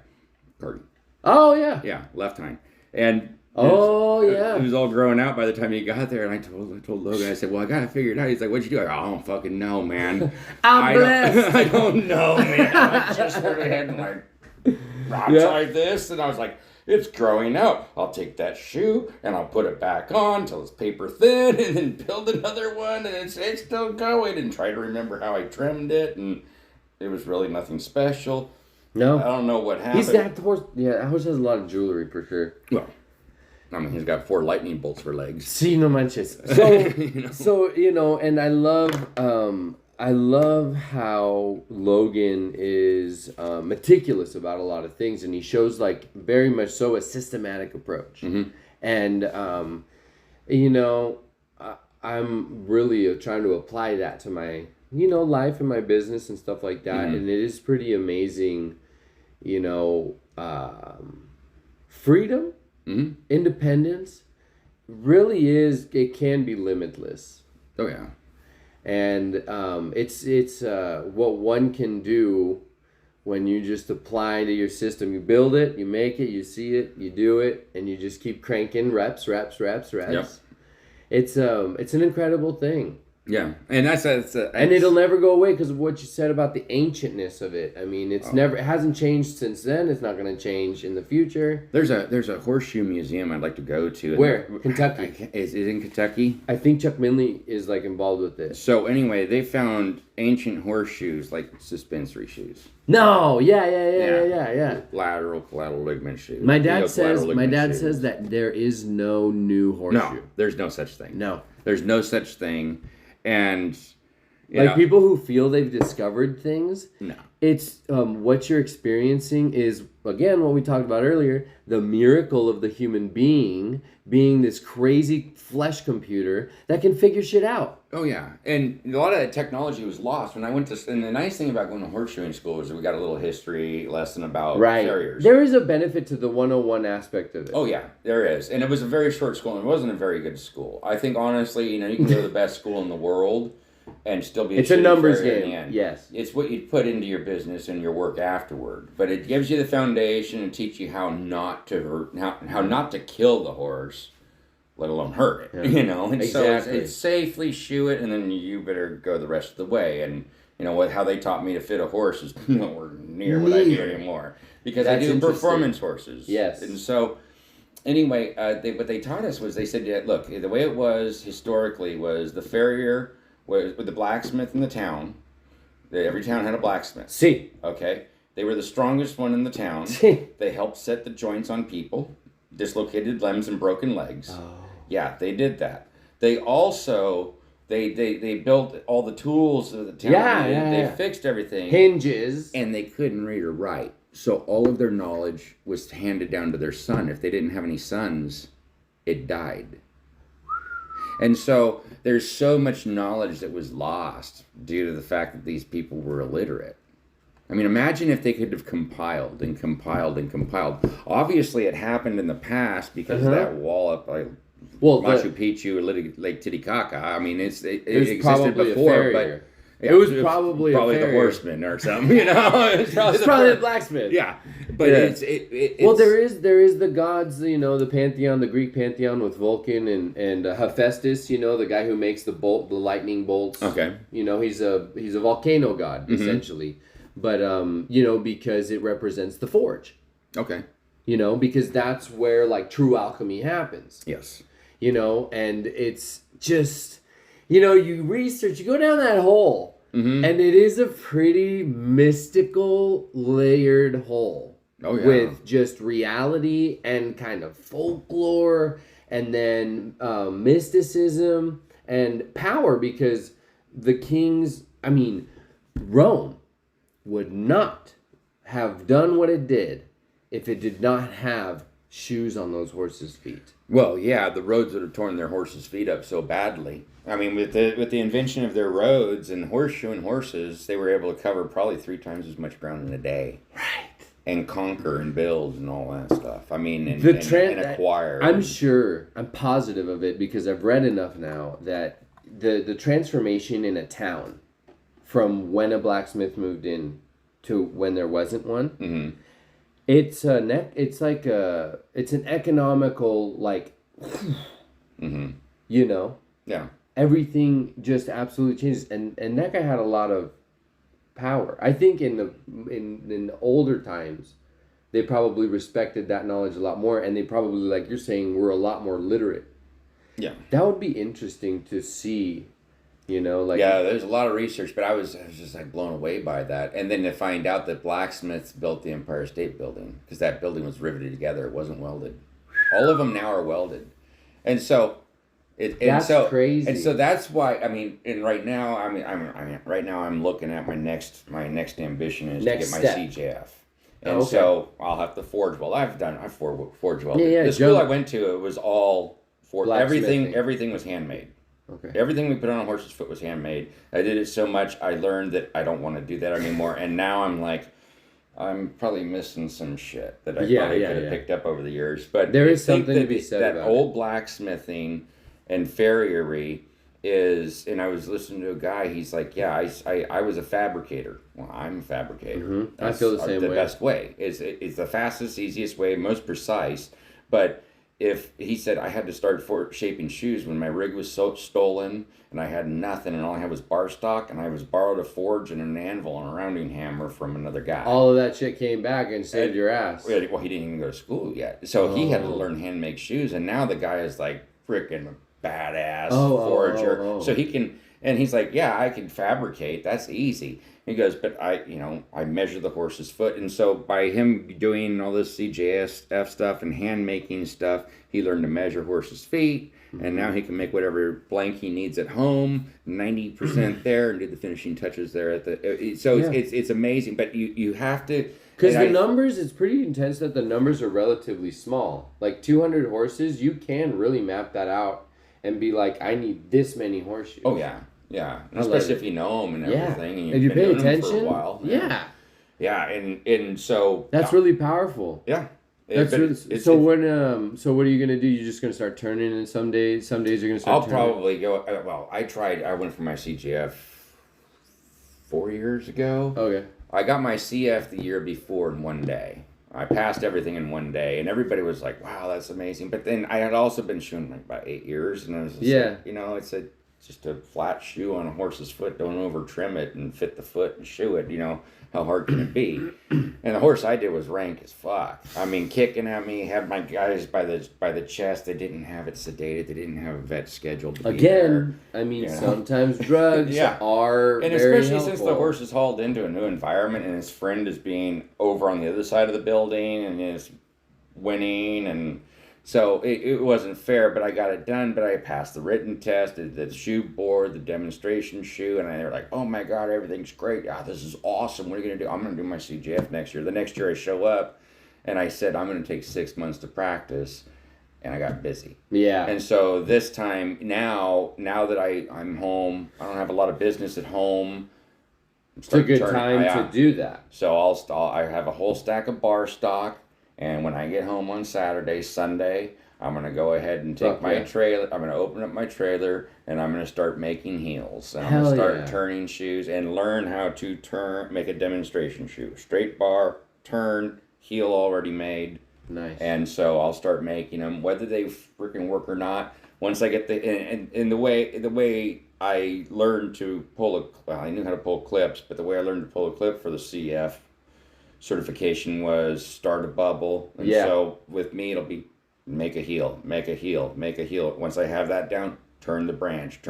And so it just becomes muscle memory. That's cool. Yeah. And by the time I was done with my CF board, I had a pile of like 80 shoes on the ground that were like... all left hinds? No, they were all just whatever, modifications, and they weren't good enough. Right. But it took me 25 hours to do it. Yeah. It took me 25 hours to do that first pile, and then when I boxed everything and it didn't fit the plate, I had to put another 20 hours into the next pile. This is a powerful example of when you have a little bit of downtime and things might the cows might get a little skinny, but things are going well, and there's just a period of time of transition, and that hunger starts to come on. It's good to focus that hunger onto like what you're doing, which is refining or getting a new skill, or refining an old skill, which is I think what you're doing is you're kind of refining an old skill. And that's more powerful because then instead of people looking at you all thirsty and all hungry, they're looking at you like, whoa, he's really making like use of his time. Yeah. Do you need some work? Do I need some No, like people will see that and then they'll be like, hey, do you want to fucking come over and check some, because they see, I was just talking to your guy, Mike, great guy. Yeah. And he's hustling, and he's out there and he's doing flyers and cards and everything. And I that's something that I remember, going to feed stores and you pull your little thingy up and, all those trips, Dude, I'm doing it now up in Idaho. I'm like, oh my God, I'm putting fucking cards up at the How young do you feel? I'm like, damn. I look like this old guy putting a card up there. I'm like, I hope to God they don't see me. Because they're going to be like, is this guy need work? How bad is he? Jesus Christ, they don't know. And then if you tell them I'm from California, some of them are like, most of them are Get out of my most of them are like, yeah, me too. Don't tell anybody. Yeah. Do you want to come over and watch, some fucking California show? I don't know. Yeah. But it's, so I'm back to doing that. But now I'm doing it because, and that's the thing, I'm kind of on the cusp of burnout. And I've been through burnout a couple times. Because I was going to ask, farriers need not from the beginning, but once you got your 5 years in, and you got your business and you're rolling and you're paying your shit and you're shaving, you got a system, start thinking about your not exit strategy, but your transition, because people like us can't retire. We need to go into something else. Oh yeah, I can't. There's no way I'm going to stop working. I'll work until I die. So that's my dad. Even if I had $50 million, I got Warren Buffett is still working. Oh yes, yes, and I may not like his politics, but I admire his work ethic. He might have had a grandfather Farrier. I don't know, but that's just and people. There's some people that just can't stop working. No, my grandfather said that what killed him was he stopped. That he stopped. Oh yeah, that'll be me. Right. If I stop working, and I can only sit down. Okay, I have a short attention span. I have ADHD. I can only sit down and watch PTSD. TV. Yeah, I'm chock full of issues, trauma. man. I'm chock full of issues. This is a perfect job for me. Yeah. The horses are so soothing. I know. Yeah. I know. And these poor guys that come to work for me never seen a horse before. They're like, dude, this guy is fucking nuts. He's nuts. And then we're doing, we have a light day. How many horses do we have? 8? What? Dude. Wait. Oh, they're trims, right? Dude, it's so funny. Mike right away was like, man, you're going to have to out-talk Gabe. And I was like, well, I'll see you tomorrow in the morning, and maybe you'll say the same thing about me. I'm sorry, but I like to talk. Oh yeah, and I like to talk, and at least I can talk and work. I've seen people farriers that can't talk and work, and it's like, dude, shut up and get to work, man. What the hell? Anyway, and then I say, God damn it, keep going. Keep going. If you can't talk and work, shut up and work. But put some earplugs in so they leave you alone. Yeah, but I won't. I probably will, and I also have, like, right now, I'm no master at this, but my main focus is on the frog course.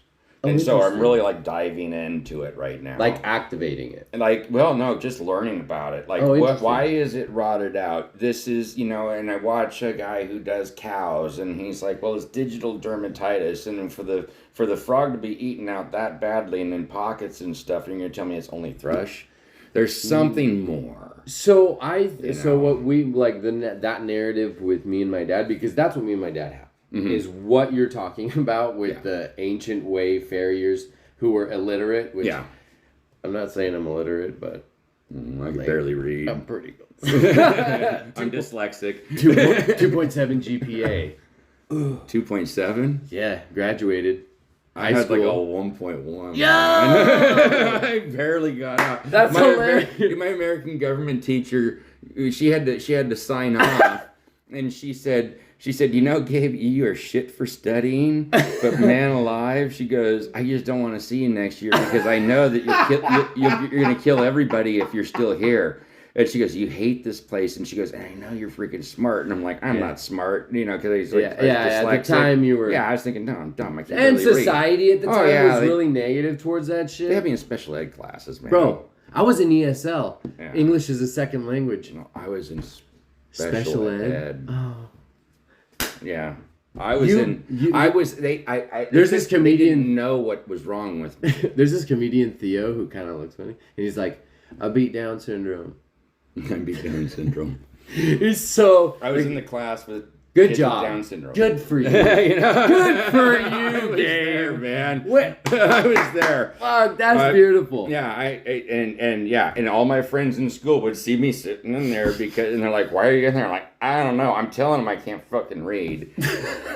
And they think that I'm special ed. Well, yeah, they held me back because I was like, ¿Qué? Oh, ¿Qué quieres? Yo no sé. ¿Qué? Yeah. Like, and I don't speak English. learning a second language is really hard for me. Keyboards, stuff like that. It's very difficult. It's very difficult. I also had like seeing problems that they fixed. Oh, okay. Yeah, I couldn't like see the words. I could see everything just fine, but I'd be reading and pick up stuff here, and the dog ran across the street to get to What's the over there? other side. You know, and that's how I read. And they're like, "You're behind." I'm like, "I've been telling you that since kindergarten." I go to junior college and they take a placement test. They're like, "Hey, you know what? You don't know how to read." I'm like, "I've been telling everybody that since kindergarten." And they're like, "Oh, we're gonna send you to the reading center." And you know what I found out? And I'm dyslexic. Right. And they're like, "You're and not you know what special dyslexia ed." is really good for? Holding 3D objects in your mind. Oh, yeah, I don't have a problem with any of that. Dude, when they did studies on dyslexic people, and like a lot of great artists in the world were super dyslexic and couldn't read, couldn't write. I was in all the technical classes, wood shop. I took drafting. I made blueprints for a house. Those and everything. trade schools, man. That's what this country needs to just start up trade schools and get everybody working because yeah, you can be an Amazon delivery person, but you could also be an Amazon delivery person and learn to be a carpenter. Or have your own business. That's what I'm saying. Learn to be a carpenter. And then move on from being a carpenter and work for a cabinet company. And then from there, fucking be a molding company. Like, there's so many like us. Yeah. Go to Farrier school, learn the fucking basics, and anybody who tells you, and I've had a lot of people tell me from Farrier schools that they get told, don't go apprentice for people. Get out there and start your own business. No. That's bad advice. That's horrible. That's horrible advice. I didn't. Well, you got to remember it was like 2008, 2009. In 2008, the market crashed. 2009, nobody would. It took Farriers back 80 years where they weren't going to share secrets. They didn't want anybody writing. Oh, yeah. Because everybody was white-knuckling the clients they had. And if you even, like, accidentally rolled into the barn that you weren't supposed to be at, it was like, get the fuck Yeah, they did not like out me. of here. They didn't like me. Yeah. But, because I started when I was older, I was 35, and I started when Much more of a threat. Much more of a threat. But then also some of these old guys were like, remember when we couldn't get clipped shoes? And I'd start to like say, I just been doing this like a year. And they'd look at me like, are you from outer space? What the hell is wrong with you? I was a trainer. What the hell is wrong with you? And they didn't know that trainers are down here and farriers are up here. Interesting. They had no clue. But they'd also only been working in Davis, Woodland. Yeah. They'd had their little gig. And all those guys are gone now. And the economy and that's rehealed. that weird hierarchy thing of lineage that happens where we have like a chronologic kind of like groups. Yes. It's interesting. Yeah, and being a local boy in Northern California is different than Southern California. Southern California was way more advanced and everything than we were up here. Southern was? Southern was, oh yeah. I mean, we only had a couple Grand Prix a year in Northern California. I mean, I'm not kidding, man. I got to see some beautiful things done with horses, like you could almost say it was real magic. Mm-hmm. Because you saw this horse, like, come out of its stall like that, and then, the farrier, these old group of men, this crazy group, and then there's these young cats that came up under them, the Josh Powells and the Chuck Mundos. Mm-hmm. I mean, I love those guys down there. They really, I've seen them do some crazy shit with horses. Yeah. And, I came in behind you in this account. Mm-hmm. You were doing some pretty crazy shit. with those horses. Well, and I had to follow you because these motherfuckers are like pointing. They got their eyes. Thank God their eyes are pointing forward. You know, I know, because everything else is pointing everywhere. But I mean, it's a great thing because that's what we're here to do. Mm-hmm. It's like we're almost asking for problems. Like, give me problems to solve. Well, yeah, I like problems because it's opportunities. Yeah, dude, it's an crazy. Opportunity to figure something out. And I don't like doing anything like, okay, so like I know people do video games and shit like that. Yeah. I play like maybe 1 hour a week with my kids because I see them on the weekends and then on the week when I'm home, and so I don't see them so much. You see them for dinner. You see them for. But like I play. When I'm there, I'll play maybe 1 hour a week of video games. But most of it is like. And I stay with my in-laws when I'm down here in California, and my mother-in-law's like, "Why are you watching somebody shoe a horse on YouTube?" And I'm like, "Because this is what I do." And it's like, and they're like, "But don't you do that all day long?" I'm like, "Yeah, I do it all day long." Well, why are you watching? I'm like, "I'm watching the dude shoe a horse because I don't know, maybe he's got something that I haven't seen." And you gotta watch him to fucking figure it out. You gotta watch it. And they're like, "Can't you skip forward?" I may miss that 5 seconds where it was like, ding! I figured it out now. Yeah. Everybody's been talking about it. Yeah, you have a full-on like, oh my God, you know? It's pretty incredible. Yeah, and... It's incredible. And I don't, and unfortunately, and now, I'm getting closer to 50. I'm starting to look at, like, getting a fishing license. Yeah, and, like, slowing down a little bit because I haven't had a hobby. Do you have a transition into, like, for me, when I turn 40, 45, 50, I would hope to, obviously, have my shoeing business at a level that it's producing an amazing... a year's salary, and savings and all of this, but I'm looking into going online and studying to be a translator. Yeah, because I speak these 2 languages, and I have this like already stacked material, kind of. Mm-hmm. So in that sense, do you have something like that? It'll probably be something like, and when I say like, start up an ice cream business, I'm not joking. That's cool. It was either okay. The Candy Man can. That's you. It was so it was like, okay, I'm done writing. It was either culinary school or horseshoeing school. Man, you just like to fucking work. I'm a worker. Yeah. Yeah, my wife, it drives her nuts. Yeah, my daughter, she's just like, and I'm also you would have been like an Olympic level wrestler. If you're gonna, a job worth doing is worth doing well, and the only way to do it well in this line of work is if you're going to be a trainer, you watch horses. You watch horses. You drive down the road, you see a horse, you immediately watch, and that person's riding, and you're like, fucking wrong diagonal. It's like, what an idiot. It's fucking. I hope your back hurts. Like you throw the horse off balance, bitch. Yeah. The poor guy's gonna be sore tomorrow. And now it's like I see them, and I'm like, hey, bitch can't ride. Oh, fuck, look at the feet now, but and. We went to a clinic, and Logan made fun of me because I bought a picture of a horse. And he's like, Jesus Christ, don't you see? I said, I'm a horseman, man. Yeah. That's all I am, man. I'm a horseman. So like, it'll be. My dad always used to say this thing when I would be lazy as a kid, because you get to be a teenager. You're a teenager, you're young. Oh yeah. I would get sent to the truck a lot. Yeah. Like go to the truck. Yeah. You're not helping. Yeah. Shut up. Go to the truck. Get out of my face right now. Yeah, exactly. Yeah, and so he would just say this thing as bueno said bueno, and he'd always like beat me down, like just beat me over the head with that because it's good to be good, and like just now that life happens and time goes by and stuff, and you do try to aspire, and thank God I have I'm so blessed to have these experiences with my mom and dad who are just amazing. Now I can really see the benefit in it because it's like you're banking on the truth kind of. Yeah. Because you did your best. You honored you respected yourself, you respected the situation, the horse, the person, open, and then the open communication aspect to it is also a whole thing, so to refine that, would you say that it's it's always worth the juice. The juice is always worth the squeeze. You know, that extra moment, that extra thing. But at the same time, we have to not be that guy who's like has 4 sets of fresh shoes on the ground because he's pulled off these shoes because he doesn't like them. You know, like we can get.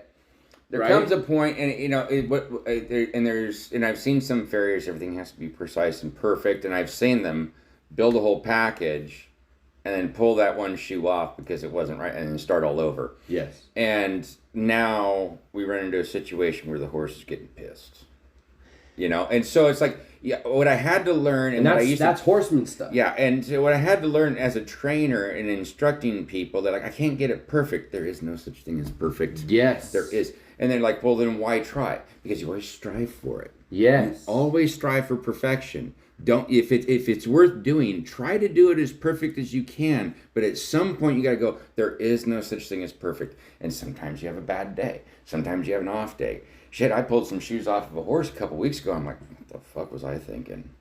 But at that time, and I was like, I'm trying to remember the day. I'm looking at the day, and I remember the day. I'm like, what the hell, man? I wasn't like off my game. I was in a good mood that day because I'm looking at what I did, and I remember I'm like, there was nothing that set me off, but whoa, I was way off on this horse. So like or I didn't see something coming. So like that horse that walked out and was lame as fuck after Dad and I corrected that leg. Yeah. And then you know he texts me at 11 at night. I'm still awake because I'm thinking about that horse and I'm watching the videos of the horse trotting and everything, and it's like, oh my God, it's in the hind end. So I think there's just a way to think about it, and it's like, look at your whole horse, you know, all the time, and it's about awareness, and it's about just trying to not fix problems. You're trying to, like, I don't know, that physics thing. So would I believe, and I'm trying to transition to this next topic, and it's like, one of the biggest issues in our industry, in my opinion, is that the focus is too narrow. Mm-hmm. And it's only on the feet, fetlock, knee. Yeah. And that's just not what a horse is. A horse isn't a knee, a fetlock, and a foot. A horse has a whole other bunch of stuff. Yeah. So, having said that, it's just like really beneficial to know your anatomy. And yes, it's hard. Mm-hmm. But how important do you think that is? How important? Anatomy is probably one of the most important things that you should know because you're working on the creature. Now, to what extent, you know, I think at some point we start getting up into the back, and I'm not a body worker, I'm not a chiropractor, I'm not a veterinarian. I pretty much tell people, you know, from the hairline down. But I do look at the whole limb. I see how the horse is put together. You do your own process because you can't involve the client in that process. Yeah, they're not going to. And they're going to be like, wait, you're making decisions on my horse's back? I'm like, you don't know how many decisions we're making. With a trainer, sometimes you can reach a level of communication where you can talk like that. Yes. But the owner, it's like, I'm better off playing horseshoer. The trainer's over here. Well, I mean, let's just say horse is lame. And I get a phone call from the trainer. I don't even involve the owner. No. I say, okay, did the vet look at it? Yeah. I'm calling the vet. I call the vet and talk directly to the vet. And then I go, how are we going to go about this? Yes. You know, what was it you said? Because I'm not going to denigrate anything the veterinarian said. Especially if they went to all this school and now they've been doing this for 35 years. They better know what the fuck they're doing. And you find out that half their business is on the racetrack is all lameness. I'm not going to disregard anything they say. Right. Because that's all they look at all day. And so, and then if the owner comes in, then it's like, this is what the veterinarian said, and this is, you know, and well, what about they'll go to blame the trainer, when really it's like, okay, anatomy is important, but what does the confirmation do to the anatomy? And that's where it's very, you know, a lot of speculation. And I think it's, because the other thing it's connected to is what you've been talking about, which my dad really made me do, is like watch horses. Yeah. Sit on the fence and watch a horse. And like hours of it. And like I had to come back with like, what'd you see? You know, I'm like, well, her like hind left fetlock is like dipping way lower than the hind right fetlock. Mm-hmm. And then he's like, okay, now go find something else. Mm-hmm. You know, and then we'd like, because there's not just one thing going on. Mm-mm. So it's like this series of things going on. And so it's just powerful to grow this community or this communication with each other. And like I'm still gonna send you like those videos of that horse that we got sound, because literally like from Sunday to Tuesday it was sound. Mm. And going well and jumping and everything, because we saw the whole horse, we saw the back and what it was doing and how it was short striding on this leg, and Mm-hmm. you know, give it some like tiny trailers and inside brakes, Mm-hmm. and the next thing you know, this horse is, you know, it takes him 2 laps around to figure out like, oh man, I can step out there. Yeah. You know? And suddenly the horse will probably stop stopping. It'll probably start going again. You know? Well, Like, I how mean, many the horse never, thank God the horse never stopped or anything. Like, No. it was actually the best horse in the string. That's why it was such a big deal. Yeah. And so something else I want to say is like in the pool of horseshoers and stuff like that, how much attention, like when you're charging a certain amount, you got to be willing to, like, when the time comes, and it will, the pressure situation like that, you got to show up. No, and it's going to take some time away, and it's going to be some extra stuff, but that horse represents a dollar amount a year. Oh, yeah. And so if he doesn't make it to the Marietta Horse Show, that's like a thing. There's like that's a part of history now. Yeah. You know, so shout out to all the guys, I guess. You know, shout out to you. Thank you for doing this. I think we're pretty good. I think that was Okay. good. Like, I mean, let me see how long we've been going. Shout out to the guys who are just hour 45 minutes. Oh, good. Shit, that's it? I know, right? I know, right? We could be here for 6 hours, but I think so. I don't know. It's funny. I love this job because for so many years as a trainer, I made a living off the lives of horses. Mm-hmm. Now I can get back. I can get back to them a little bit. I can't get back to the one that and it's amazing. I crashed and burned. Right. You know, and oh well, it's gone next. You know, Yes, but it was a business. It was a different time in my life, different time in the all United things. States. Everything was different. I mean, we were talking before the internet. Yeah, dude. You know, the internet wasn't here in Sacramento when I had one kill Dude, itself. before cell phones, before like you got to see suitcase phones. I did too, because my dad, Farriers are always like weird fringe technology people. Yeah, I know. Because they were the first. They were first to have beepers. They were the first to have fucking. Because you want to be available. Yeah. You got to be available. Yeah, and that's what it comes down to. You know, and so going back, I guess last thing, you know, so on the advice thing for young guys, I want to ask this question, because it's going to attach to a story. The thing I was saying about Mike's handing out those flyers and stuff like that, and he said that he was going around to barns that he looked up online. Mm-hmm. Thank God for the internet. Yep. And I mean, you could have done Yellow Pages back in the day, but that was, you know, barns didn't. Maybe they did. I don't know. But he went out there and he just kind of hung out and just tried to talk to people, shake hands. Mm-hmm. And some lady was like, "Hey, I got a half shoeing. Do you want to shoe it?" Mm-hmm.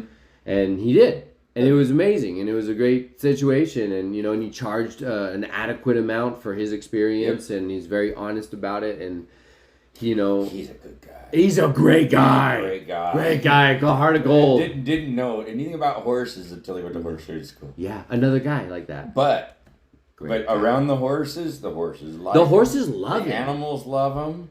His vibe is good. Oh, he's got a great vibe. And the thing is, he's getting to where he can see the mechanics, the angles, and everything, and it won't take long. No, but he's a construction guy. He came from construction.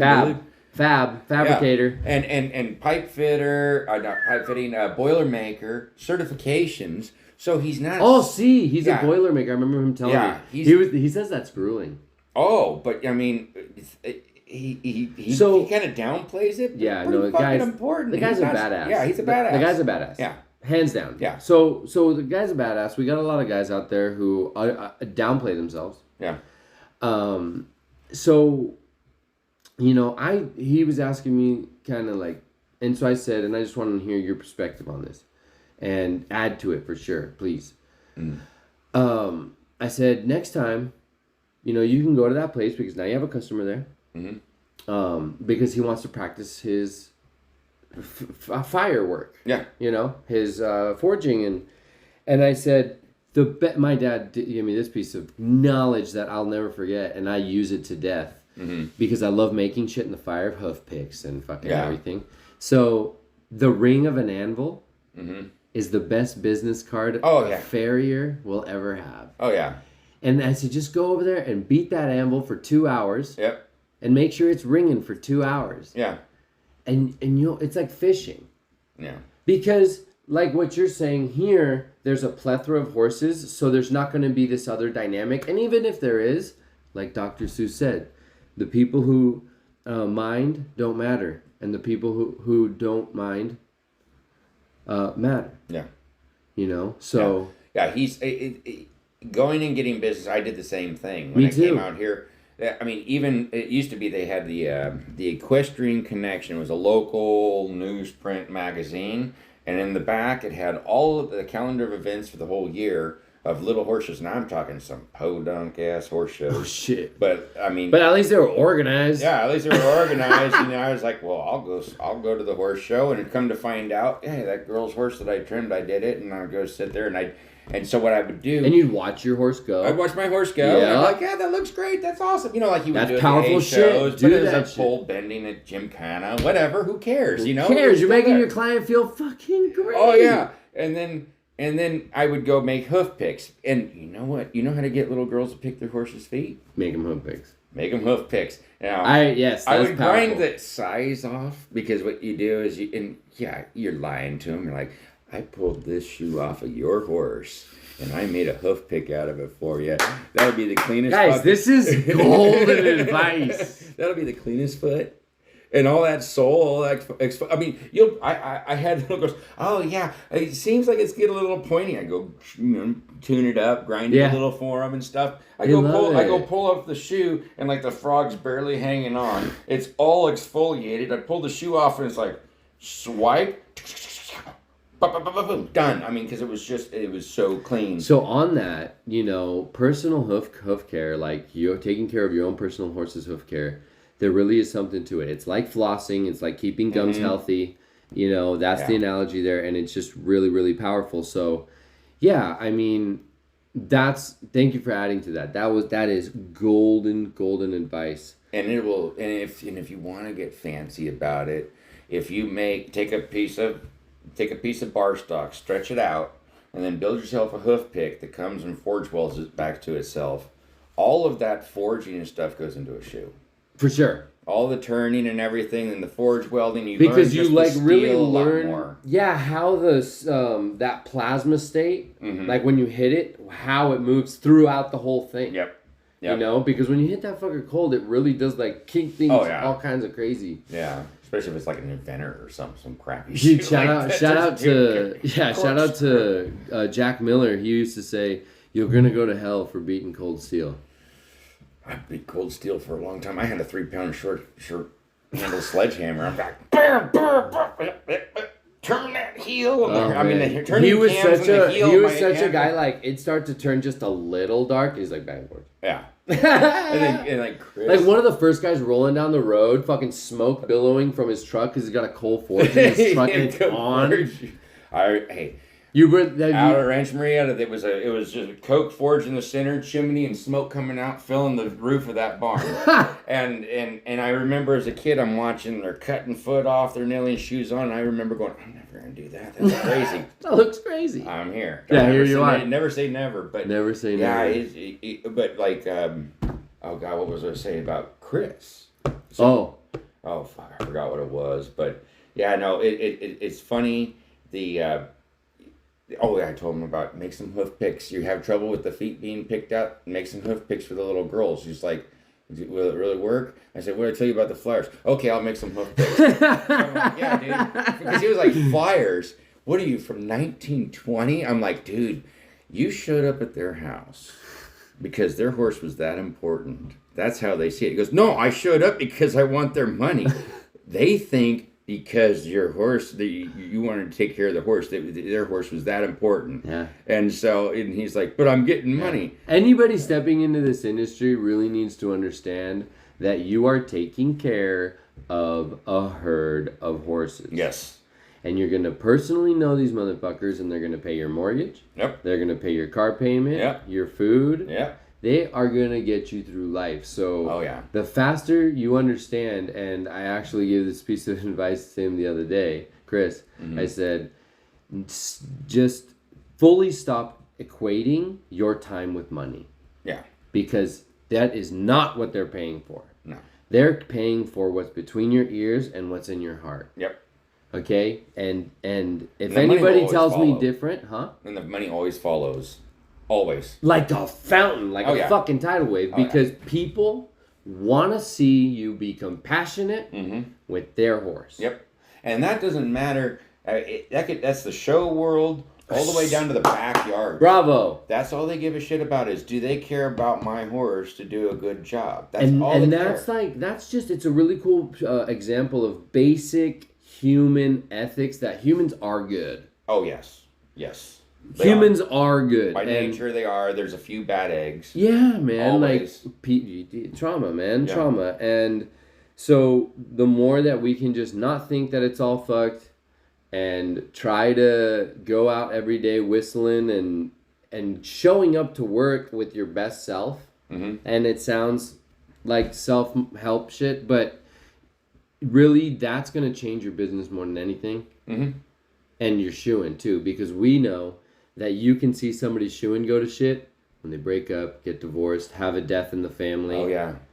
There's a guy I just followed, and something's wrong. I come to find out that he and his wife are having trouble. And he's like, and I knew this guy. Or another buddy, Chris Cole Casey, his hands, poor hands. What happened? You know, he just got, arthritis. Oh.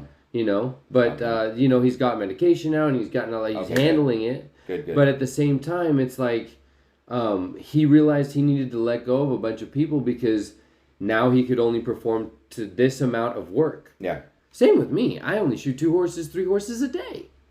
Jesus, I gotta get smarter about this. I only shoot 2 to 3 horses a day and yes, I work 5 days a week. Yeah. But I'm at my barns. I'm showing my face. I'm having conversations. I'm really focusing on shoeing these motherfuckers so that they can perform and I can sleep at night. Because when you rush through it, you got done. Yeah, you get to go home. You get to drink your beer. You get to smoke your weed, whatever. Be with your lady. But deep down inside, that good part of you, that soul, that human soul part of you is like, Fluffy didn't deserve that. You're just like, he needs breakover. He needs maybe even a rocker toe. Yeah. So that's the power of it's good to be good. So I'm really happy. I think that's what I'm going to call this episode. It's good to be good because it takes tenacity to be good. And it's as Wendell said, I think has more to do with like being kind, and when you're kind to yourself and you're kind to the horses and you're kind to yourself, you can just start being kind to, because you have the fountain, you have your own fountain. Yeah. So thanks again, man. Oh yeah, absolutely. I appreciate it. I had a good time. Fucking A. Shout out to the Farriers in the world. Did you eat dinner yet? No. Want to go get some dinner? Let's go get some dinner, man. Fuck you.